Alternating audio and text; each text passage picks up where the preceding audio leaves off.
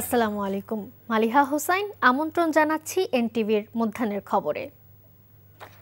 July August আন্দোলনে মানবতাবিরোধী অপরাধের মামলায় রাজসাক্ষী ও মামলার আসামি সাবেক আইজিপি চৌধুরী আব্দুল্লাহ আল মামুন আজ আন্তর্জাতিক অপরাধ ট্রাইব্যুনালে সাক্ষ্য গ্রহণ চলছে।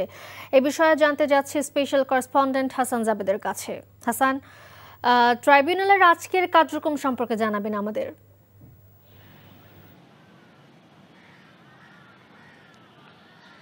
মালিহা, আন্তর্জাতিক অপরাধ ট্রাইব্যুনাল একে বিচারপতি গোলাম মর্তুজা মজুমদারের নেতৃত্বাধীন যে 3 সদস্যের বেঞ্চ, সেই বেঞ্চে আজকে 11:45 পরপরই এই সাক্ষ্য গ্রহণ শুরু হয় এবং সাক্ষ্য দিচ্ছেন এই মুহূর্তে সাবেক আইজিপি এবং এই মামলার আসামি এবং রাজসাক্ষী চৌধুরী আব্দুল্লাহ আল মামুন। তিনি প্রথমে যে কথাগুলি বলছেন, তিনি কবে কিভাবে এই বাংলাদেশ পুলিশে যোগদান করেছেন এবং কিভাবে পদোন্নতি পেয়েছেন, আইজিপি পর্যন্ত কিভাবে এসেছেন সেই তথ্য দিচ্ছেন। তারপরে আজকে এই জুলাই আগস্ট হত্যায় যে মানবতা বিরোধী অপরাধ সংগঠিত হয়েছে সেই মামলায় শেখ হাসিনা, আসাদুজ্জামান খান কামাল এবং চৌধুরী আব্দুল্লাহ মামুন তিনজনই কিন্তু এই মামলার আসামি এবং এই মামলাটি ছিল কিন্তু সুপিরিয়র কমান্ড রেসপন্সিবিলিটি। এবং তিনি 10 জুলাই যখন এই মামলায় সাক্ষ্য গ্রহণ হয়, অভিযোগ গঠন করা হয়, সেই অভিযোগ গঠনের দিনই কিন্তু তিনি তার দোষ স্বীকার করে এই মামলায় রাজসাক্ষী দেওয়ার জন্য আবেদন করেন এবং সেটা গ্রহণ করে আজকে তার রাজসাক্ষী দিচ্ছেন। এই মামলায় ইতিমধ্যে 35 জন সাক্ষী সাক্ষ্য দিয়েছেন। সব সাক্ষী কিন্তু যেটি বলেছেন জুলাই আন্দোলনে কিভাবে হত্যাকাণ্ড সংঘটিত হয়েছিল এবং কিভাবে আন্দোলন দমন করা হয়েছিল, পুলিশ কিভাবে গুলি করে হত্যা করা হয়েছিল। এবং এই মামলায় জানেন যে 5টি সুনির্দিষ্ট অভিযোগ গঠন করা হয়েছিল। তার মধ্যে অন্যতম হচ্ছে জুলাই আন্দোলনের যে প্রথম শহীদ হয়েছিলেন রংপুরের আবু সাইদ, সেই সাইদ হত্যা, তারপরে চানখারপুলে 6 জনকে হত্যা, তারপর সাভারের আশুলিয়ায় 6 জনকে হত্যার পর লাশ আগুনে পুড়িয়ে দেওয়ার ঘটনা। এই 3টি অভিযোগ সহ মোট 5টি অভিযোগ কিন্তু এখানে গঠন করা হয়েছিল এবং সবগুলি অভিযোগের ব্যাপারে কিন্তু চৌধুরী আব্দুল্লাহ আল মামুন কিভাবে কি ঘটনা ঘটেছিল সবকিছু তিনি বলবেন সেটা বলেছেন। এবং সেই সব বলার পরে রায়ের সময় বোঝা যাবে যে রাজসাক্ষী হিসেবে তিনি আসলে ক্ষমা পাবেন কি পাবেন না। তো উনি সেই জন্যই কিন্তু রাজসাক্ষী দিচ্ছেন। বিচার বিভাগের নিয়ন্ত্রণ সংক্রান্ত সংবিধানের 116 অনুচ্ছেদের বৈধতা প্রশ্নে জারি করা রুলের রায় ঘোষণা চলছে।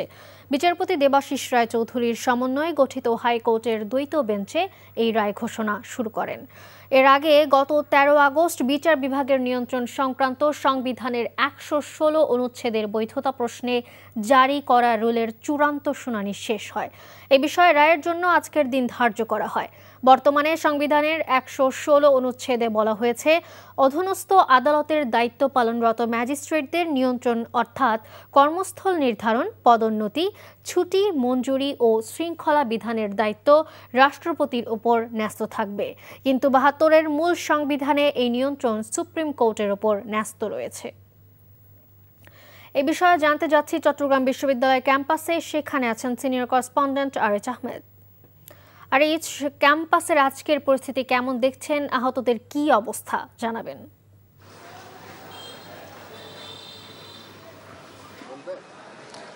মালিহা, আপনি দেখছেন ক্যাম্পাসের বিভিন্ন জায়গায় বাম ছাত্র সংগঠন, একাধিক সংগঠন বিভিন্ন কর্মসূচি পালন করছে। শিক্ষার্থীদের নিরাপত্তা সহ নানা বিষয়গুলো তারা দাবিতে আনছে। এছাড়া আহত যে শিক্ষার্থীরা আছে এর মধ্যে নাইমুর রহমান, তাকে ঢাকার একটি হাসপাতালে নেওয়া হয়েছে, তার অবস্থা আসলে গুরুতর। এছাড়া চট্টগ্রামের একটি বেসরকারি হাসপাতালে আরও 2 জন শিক্ষার্থীর অবস্থা আশঙ্কাজনক, এমনটি জানিয়েছেন চট্টগ্রাম বিশ্ববিদ্যালয় কর্তৃপক্ষ।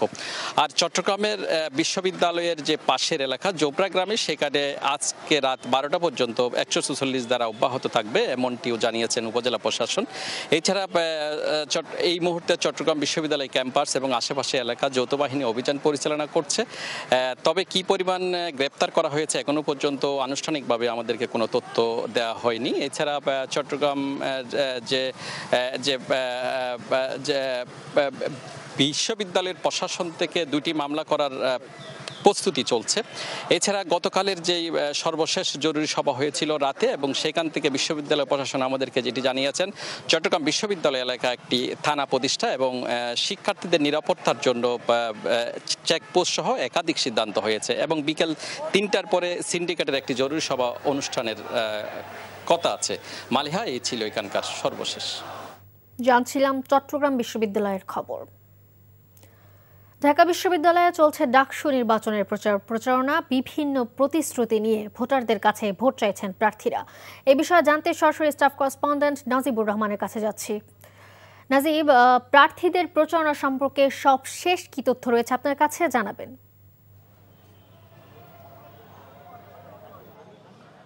মালিহা, সকাল থেকে বরাবরের মতো প্রতিদিন যেভাবে প্রচারণায় নামে প্রার্থীরা, ঠিক সেভাবেই কিন্তু আজ সকাল থেকে প্রার্থীরা তাদের প্রচারণা চলছে। সেটি ছাপিয়ে গতকাল আলী হোসেন নামের একজন শিক্ষার্থী এক নারীকে নিয়ে যেভাবে অশালীন এবং কটূক্তি করেছেন, তার প্রতিবাদে কিন্তু ক্যাম্পাসের বিভিন্ন জায়গায় বিক্ষোভ মিছিল করেছে জাতীয়তাবাদী ছাত্রদল, এবং ছাত্রদল ছাড়াও বিভিন্ন সংগঠন কিন্তু ইতিমধ্যেই এই ঘটনার প্রতিবাদ জানিয়েছেন। এবং অন্যান্য সাধারণ শিক্ষার্থীদের সাথেও আমরা কথা বলছি, তারাও কিন্তু এই বিষয়টিকে অনেক গুরুত্বের সাথে দেখছে এবং সেটি নিয়ে প্রতিবাদ তারা জানিয়েছেন।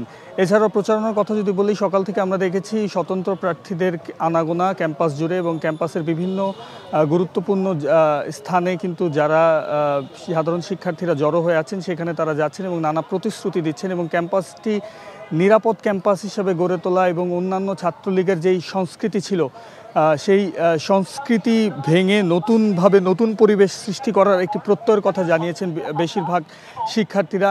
সেই সাথে সাথে আপনি নিশ্চয়ই দেখতে পাচ্ছেন এখন চট্টগ্রাম বিশ্ববিদ্যালয় এবং বাংলাদেশ কৃষি বিশ্ববিদ্যালয়ে যে সন্ত্রাসী হামলা হয়েছে ছাত্রদের উপরে, তার প্রতিবাদেও কিন্তু সাধারণ শিক্ষার্থীর ব্যানারে তারা এখানে আন্দোলন করছেন।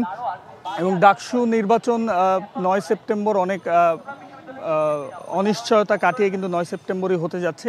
তো সেই ক্ষেত্রে প্রার্থীরা কিন্তু তাদের ব্যস্ত সময় পার করছে প্রচারণায়। তো এই ছিল আমার কাছে সর্বশেষ। মালিহা, জানছিলাম ডাকসু নির্বাচনের খবর। 6 দফা দাবিতে ময়মনসিংহের বাংলাদেশ কৃষি বিশ্ববিদ্যালয়ের শিক্ষার্থীরা আজও উত্তাল। মিছিল নিয়ে ক্যাম্পাসের জব্বরের মোড়ে জড়ো হয় এবং রেলপথ অবরোধ করে। তাদের দাবি পূরণ না হওয়া পর্যন্ত আন্দোলন চলবে বলে জানায় আন্দোলনকারী শিক্ষার্থীরা। দীর্ঘদিন ধরে পশুপালন ও ভেটেরিনারি একক ডিগ্রির দাবিতে আন্দোলন করছিল ওই বিভাগের শিক্ষার্থীরা।